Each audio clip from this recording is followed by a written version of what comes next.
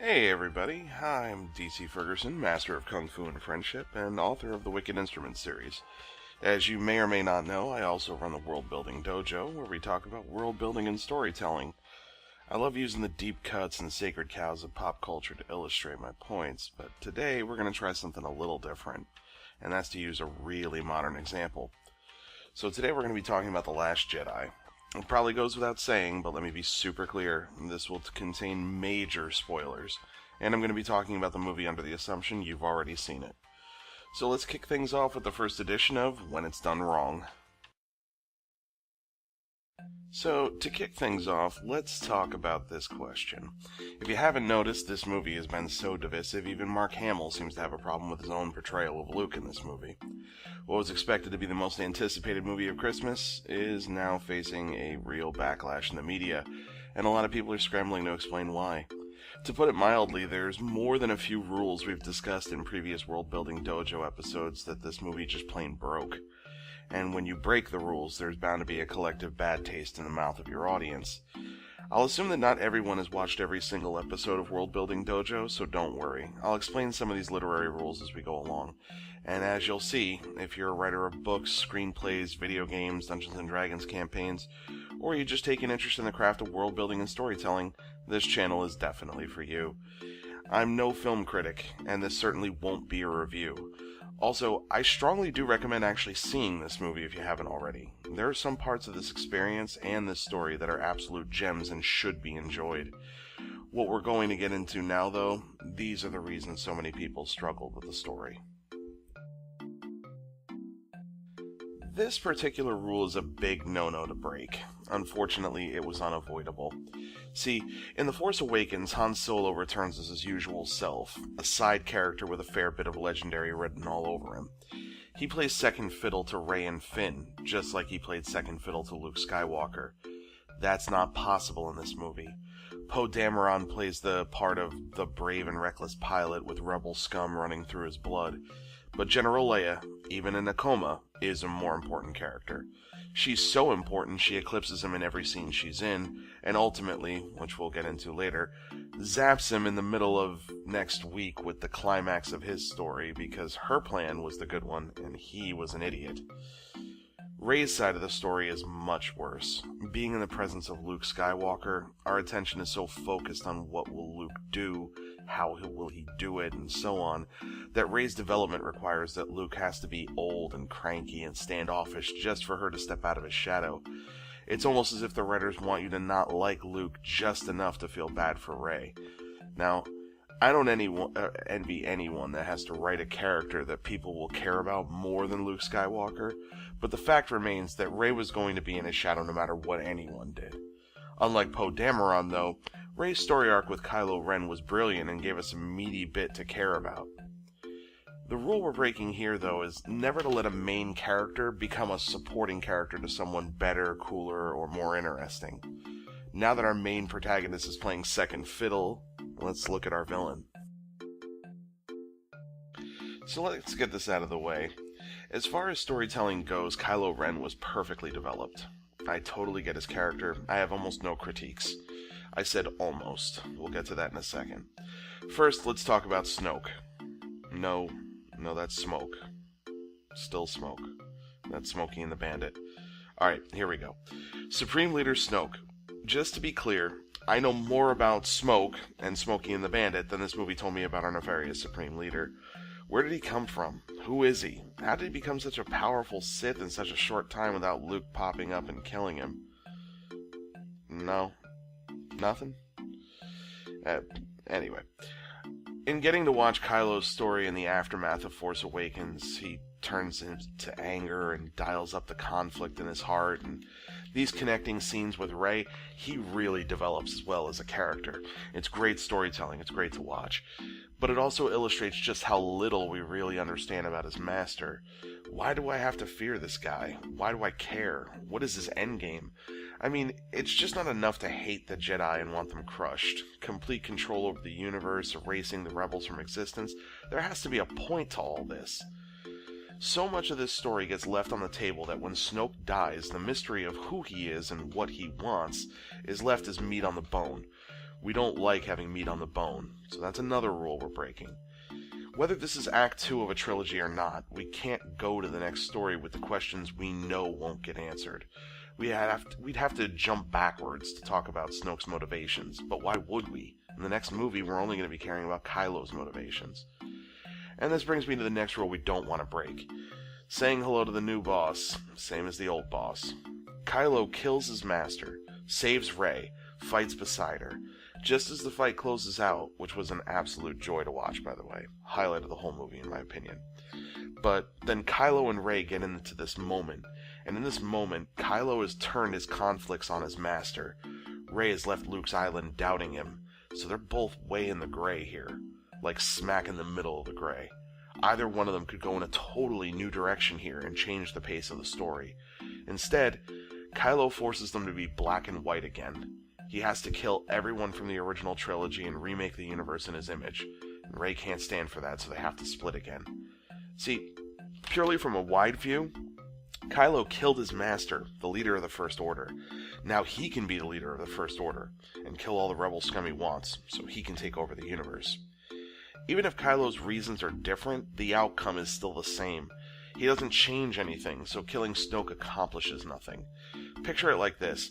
If Kylo stayed true and didn't kill Snoke, and Rey escaped from that room, does anything about the plot change? No, not at all. Snoke would still send Kylo to destroy the base on the planet, face Luke, and everything's literally the same. Change that doesn't change anything at all seems pointless. Which brings me to my next point. I'm going to get this out of the way right now and just say it. If a friend came up to me and showed me a screenplay and asked me to help tweak it, I would tell them to cut the entire Finn subplot from this movie altogether. There are strong reasons to do this, and we're going to cut to the quick on these. First, the hook is so hard to swallow. These ships are being tracked, but only one of them. Disable the tracker and flee, you'll lose them. But you can't do it yourself. You need a code breaker that can jam necklaces into electric sockets, and the only one who can do that is on a casino planet, and you only have 18 hours to round trip it. Also, you'll never meet that code breaker, but you'll coincidentally be put in a jail cell for an illegal parking ticket with someone who can also do it. This is called breaking the suspension of disbelief, a story so impossibly ridiculous that you get taken out of the fantasy as your head just hurts from what a dumb idea it is. When enjoying storytelling, if you're doing it right, you forget the words on the page, or watching the actors act, and just witnessing the tale unfolding as though it were real. If we're suddenly pulled from that, say by like a victim running up a flight of stairs and hiding from our deranged killer in a closet with one exit, we're too busy throwing popcorn at the screen to be lost in the world anymore. The next rule we break is also ham-fisted messages. The writer is trying to tell you so hard the scene you're watching is about something in particular that the dialogue suffers for it. Rose and Finn stop to smell the roses just long enough to talk about what a horrible planet full of rich war profiteers they're on. Later, DJ and Finn talk about how some of the weapons dealers were selling parts to both sides at the same time. We're practically beaten over the head with this message. Finally, there's this really important problem. None of this subplot matters. Everything that happens here, the whole mission, it not only fails, it never mattered in the first place. But this offense is so much worse than that, so much so that it actually deserves its own section. Here we're going to talk about another rule called Chekhov's gun. It says that if we're shown a gun on a mantle in one chapter, it must go off later on. This plan of shutting down the tracking system on Snoke's ship is supposed to fix everything. It doesn't. Not only that, but it was entirely the wrong plan to begin with, and a better plan was already in play. And trying this plan actually made things worse and killed a lot of rebels. Who do we blame for this? Well, let's start with this purple-haired moron. Check this out. This is your acting general speaking. We're going to push ourselves as far as we can go to buy time and make our stand at a heavily armored planet not far from here. I need everyone to assist in making us run as efficiently as possible to help us fuel the transports. The First Order is monitoring this ship, so we're going to make a break for the transports as soon as we're far enough out of range. That paragraph literally erases Finn and Poe's subplot completely.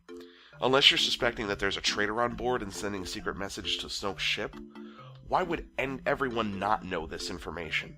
What's the big secret? And of all the people to leave out of the loop, the hot-headed pilot that might start a mutiny because he thinks you're a coward might be the one to pull aside and have a chit-chat with.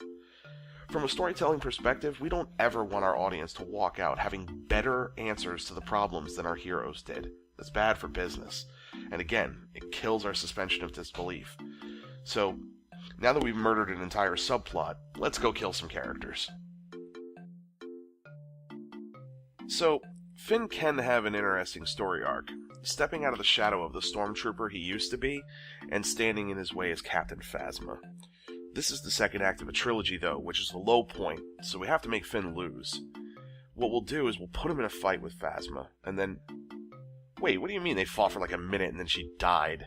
That's Brianna Tarth! What the is the matter with you? If we made the final 10 minutes of this movie, and it was absolutely nuts, we would probably have excused all of the missteps we've been talking about. Honestly, sticking the landing is how a lot of our most deeply flawed movies are absolute classics. When they deliver such a thrill at the end, when the audience gets exactly what they've asked for, and maybe just a little more, then we gloss over some of the broken rules that we've talked about. And then there's Luke, finally showing up to make that final stand. Kylo Ren points all weapons at him, fires. Doesn't kill him at all. Alright, that's kind of badass, but let's be honest here, we wanted to see him use the lightsaber to bounce off every shot, destroy the walkers, and make Kylo come down and fight him alone.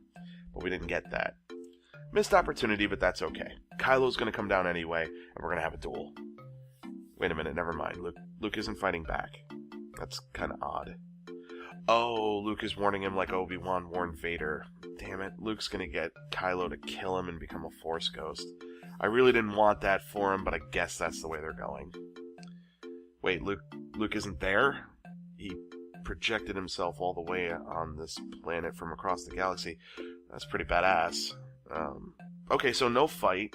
At least Luke is safe, and we'll just see what happens in the next movie. Man, Luke seems exhausted. Got the twin sons thing going, I totally get it. Wait, did Luke just die? What the did he die of? Old age? Now? Really? He's just gonna die now, not for any reason. He was just at peace and got all into his trance so he could die of old age on a rock in the middle of nowhere? The choice to kill Luke is fine. I don't like it. But for the sake of passing the torch to Rey, I get it. We could have maybe even lived with it. If it was done really well in Episode 9, we might have said it was the right call. But then you make Luke go all out, give us all of his badassness, fighting an entire army with a laser sword, and sacrificing himself. You don't make him distract Kylo long enough for everyone to get away, then say he wasn't there, so he's safe, so let's make him die of old age instead. Absolutely, positively, the weirdest misstep I've ever seen in any movie, book, or anything. Lulling your audience into a false sense of a final battle, then lulling them into thinking your hero is safe, and then killing him in a completely unrelated way 2 minutes later, is not only very wrong, it's outright bizarre. It's almost like trolling your audience. I don't understand how they got this ending so wrong, and that really does beg this question. So, our final thought is, where do we go from here? From a storyline perspective, there's only one way I see it going, because we broke another rule. We painted ourselves into a corner. With the setup of this ending, coupled with the unfortunate death of Carrie Fisher, it leaves us with Kylo at the helm of the First Order, and he's already sort of won. The Resistance is crushed, and we were teased with a Force-sensitive boy at the end who marks the next generation of the Rebellion. So, what I'm describing is a time jump. Episode 9 will most likely take place some 5 or so years ahead. With no plans to CG Carrie Fisher into the next one, we can just quietly say in those 5 years she's passed on. Like Return of the Jedi, Rey is now a Jedi Master, having realized her full potential of her Force powers.